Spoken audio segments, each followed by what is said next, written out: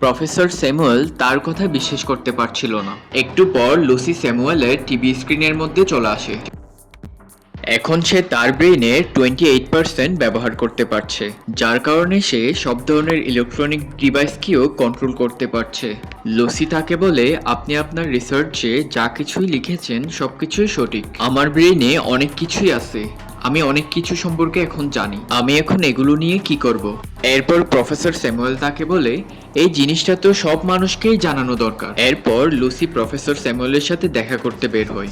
সে তার ফেসের style change করে এয়ারপোর্টে যায়। সে ওখানে ওই লোকটিকে দেখতে পায় চ্যাং যার পেটের মধ্যে ড্রাগ রেখেছিল।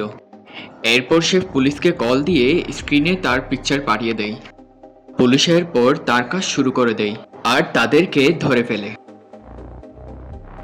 লুসি এখন তার ব্রেইনের 40% ইউজ করতে পারছে। তার সেলসগুলো ভাঙা শুরু করে দিয়েছিল।